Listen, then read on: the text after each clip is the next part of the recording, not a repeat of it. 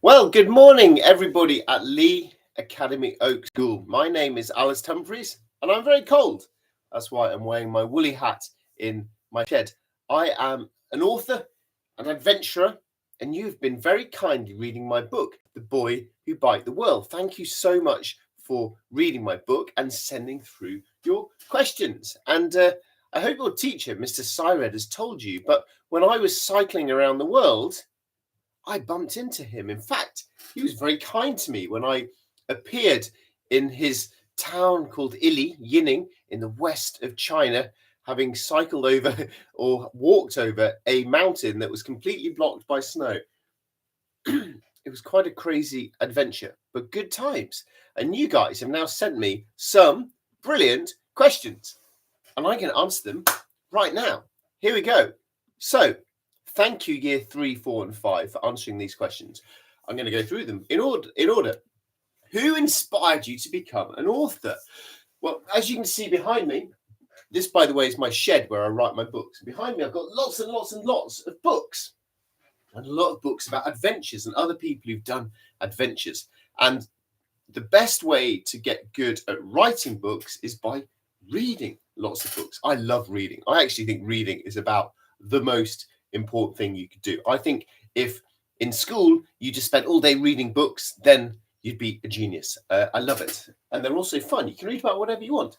But to actually answer your question, who inspired me? I've written a whole book about this. This was a fun book to write. It's called Great Adventurers, and it's the incredible expeditions of 20 explorers. And in this, I write about all the different adventurers who inspired me. So when I was young, I loved reading stories of adventures, and they then encouraged me to have adventures of my own. So there's people like Dervla Murphy, who did some fantastic big bike journeys. You might want to Google her. Laurie Lee, who walked through Spain playing his violin very badly. No, sorry, he played his violin very well. I followed his trip myself, played it very badly. Rick Hansen, look him up. He's cool. Went around the world in his wheelchair, and lots of fantastic adventurers. So yeah, I was encouraged to be a writer by reading books. Next question: what would you do if you were not an author? Oh, I'm warming up now.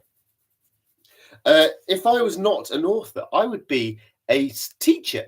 So before I set off to bike around the world, I trained to be a teacher, and so that's probably what I would be doing now. But I enjoy teaching, but you know what? Teaching's really hard work.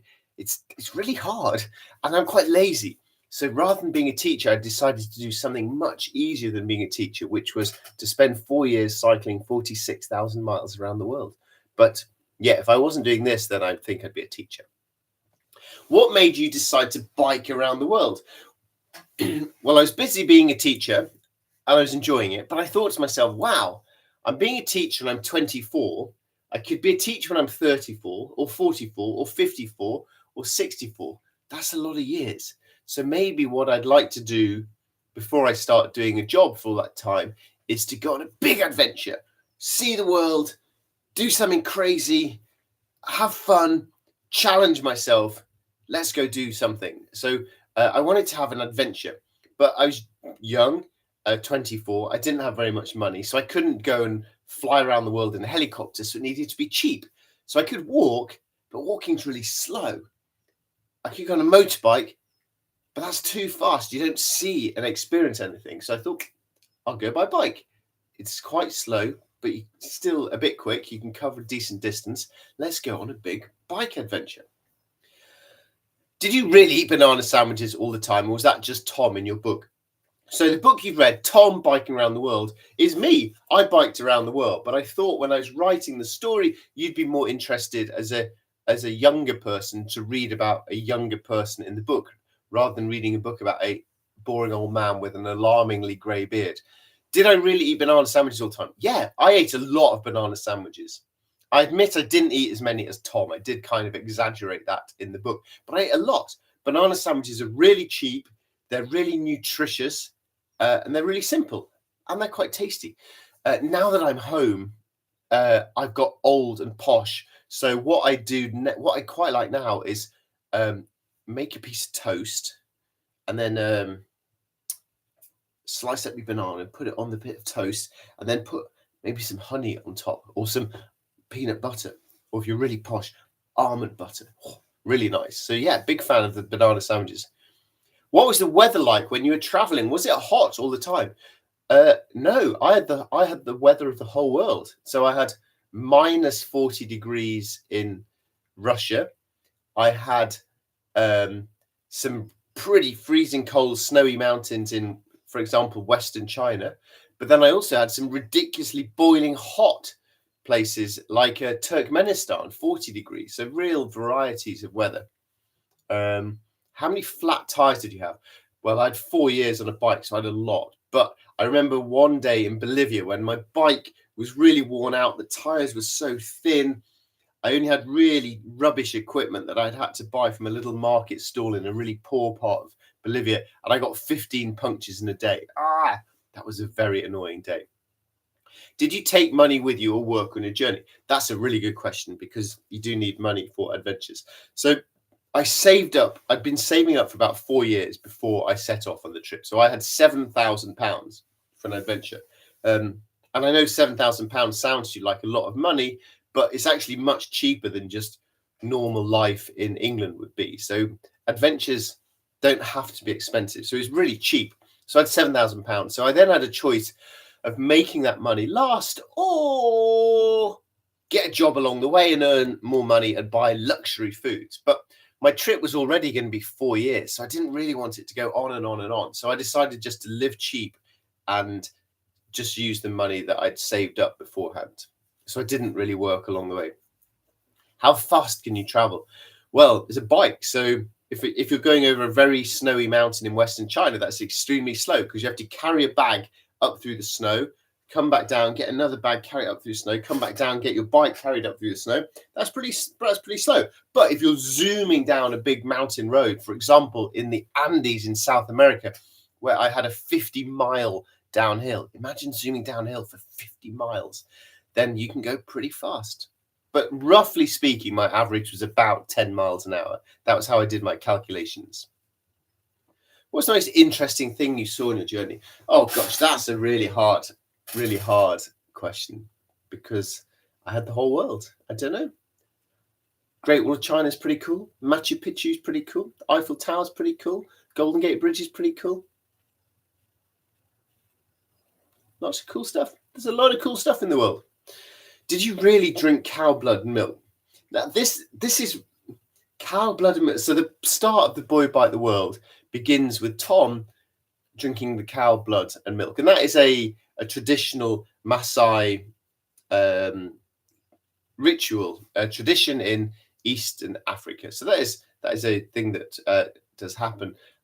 When I was cycling around the world, I did stay in those Maasai villages, little villages, mud huts, fences of thorn bushes all around to protect the villagers and the cattle from lions and wild animals. So people wearing those beautiful red robes, carrying spears. So I stayed in those villages myself. And the books that I've written, The Boy About the World, are generally true. It's the true things that happened to me. I slightly changed them a little bit to make the story work a bit better, but it's generally true.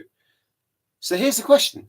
Why, in the very first page of the very first book, did I make up something that didn't happen? Why did I get taught to drink the cow blood and milk when I myself, cycling around the world, didn't do it? I never drank cow blood and milk. And looking back, I have no idea why I put that in the book because it didn't happen. Weird. I don't know. But no, I didn't, is the short answer. How many stops did you make? I made loads and loads and loads of stops. I probably stopped every couple of hours for a banana sandwich. I probably stopped every few hours to take a photo of something around the world. I stopped very regularly to ask people if I could fill up water bottles or to ask people for directions or to have a chat with someone by the road.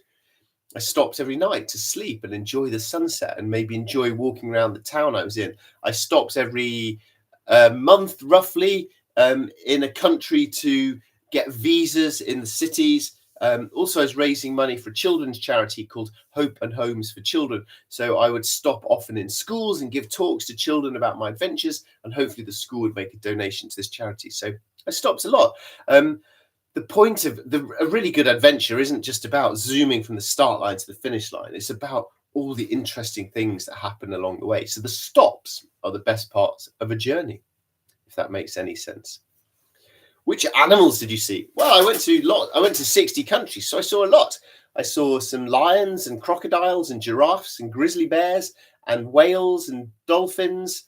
I saw a lot of sheep and dogs. Dogs love chasing people on bikes. I saw a lot of annoying mosquitoes that try and eat you up in Alaska and Canada in the summertime. Oh my goodness, you get the tent covered with literally thousands of mosquitoes, and you wake up in the morning and they're literally thousands. Literally, and I don't like it when people say the word literally unless they mean it. So there were literally thousands of mosquitoes outside the tent, and you have to just get out the tent and they all go and start eating it. Oh, horrible. Did you have a scorpion in your shoe? So when you're in the desert in the mornings, you need to shake out your shoes to check there's no scorpions in there. You need to be careful with things like moving sleeping bags. There's no snakes have come under there for any warmth. So you have to be really careful of those sort of things. So every morning in the desert, I would shake out my shoes. Luckily, I never actually had a scorpion in my shoe. Do you have a sister, and is she called Lucy? I'm not sure anyone's ever asked me that question before. No, I do not have a sister. I have a brother, and he is a teacher. He teaches in a school. In the book, though, Tom has a sister, and she is called Lucy. And in my real life, I have two children, and they are called... I wonder if you can guess what they're called. Which country did you like the most? That's a really hard question because you like countries for lots and lots of different reasons. So I like loads of different countries. I will say, however, that since your teacher, Mr. Sirad, sent me this email reconnecting that we haven't seen each other for 20 years, I have been thinking about the west part of China, the area called Xinjiang, and it is really beautiful and really interesting and delicious food and a fantastic part of the world. So yeah, that was great. I'd really like to go back to China more. Was your journey fun? Well, let me ask you a question. Has the last 4 years of your life been fun? I hope that mostly the answer is that yes, you've been happy and healthy, I hope. But I bet every day hasn't been fun, has it? There's been boring days. For example, all the days in the holidays when you can't be at school, boring. And then there's real fun, like all those days you get to be at school. And the excitement of, yes, it's Monday, I get to go to school. And then sad Saturday, oh, no school. So we have ups and downs of emotions. And it's the same on a bike adventure. I had the most exciting, fantastic, joyful, fun times in my life, but I was also very scared sometimes and very lonely and very homesick and thinking I was going to fail, and I was tempted to quit, and I was a bit scared, and I was lost, and I didn't have any friends, and so I was really sad at times. So it was a real mixture of ups and downs emotions. Why did you cycle around the world? I've talked a bit about that, but I wanted to do something difficult, a challenge. I wanted to push myself really hard and try and do something harder than I'd ever done before. I also wanted to see what life was like in the world. I grew up in England. I like England, but what on earth is school like in Tanzania? Or what do people eat for breakfast in Bolivia? Or what do people wear on their feet in Turkmenistan in the winter? So many questions. You've got to go explore the world and find out. Being curious. Curiosity, I think, is the most important thing you can have as an adventurer or as an interesting human being. So I keep losing my place. Was your bike heavy? Yeah, my bike was heavy. I had to have everything I needed for my life. So my clothes, my tent, my sleeping bag, things to fix the bike, tools, spare parts, food, water. Yeah, it was heavy. How old was I? I was 24 when I started and 29 when I finished. How did you cycle through Siberia in the snow? Very slowly.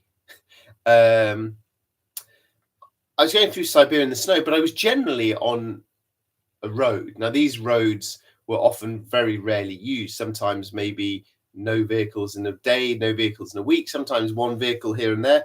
But if there'd been a vehicle, it would have squidged down the snow. So generally I was cycling on squidged down snow roads. So that was more possible than just full on snowdrifts.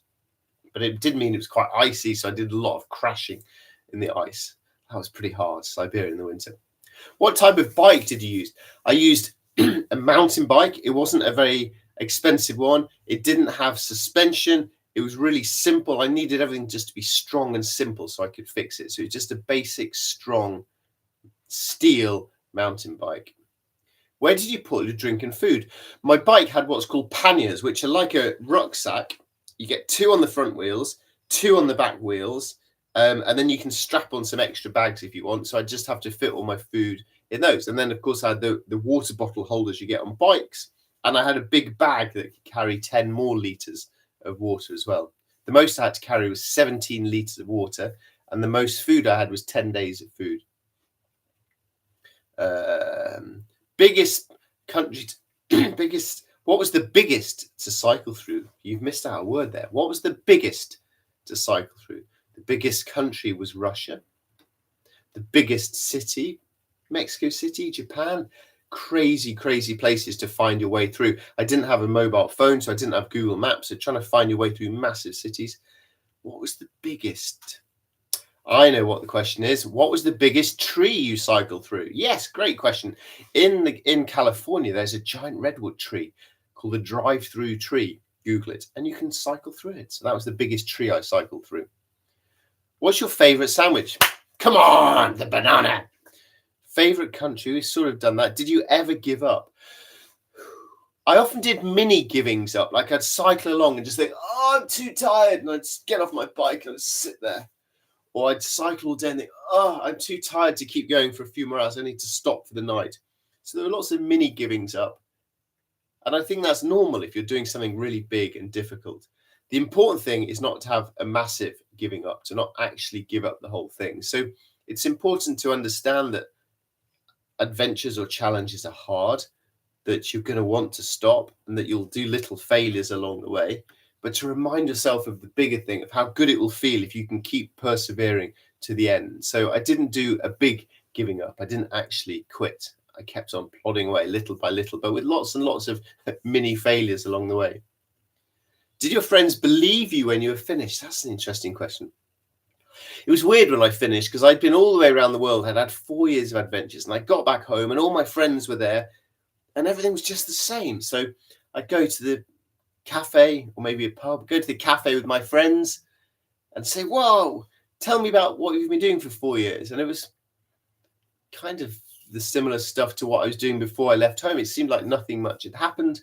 And they said, tell me about cycling around the world. And I started to tell them some stories. And after about 5 minutes, they said, yeah, that's enough. That story's boring now. Let's just carry on with normal life. So I felt half that everything had changed in my life, but also that nothing had changed. I was still the same person. I still had the same friends, still had the same family, still had the same problems in my life.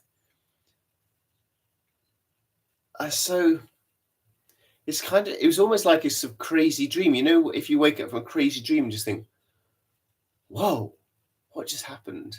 And then you get on with life. And I find that weird now that I've had these really big adventures, but then I also just have to get on with completely normal life. And I feel like I'm torn in half between two very different parts of my life. Was it scary when you were sleeping? When you camp out on your own, I don't think you ever grow out of being a bit scared of the dark and scared of ghosts and your imagination going a bit crazy. That's true.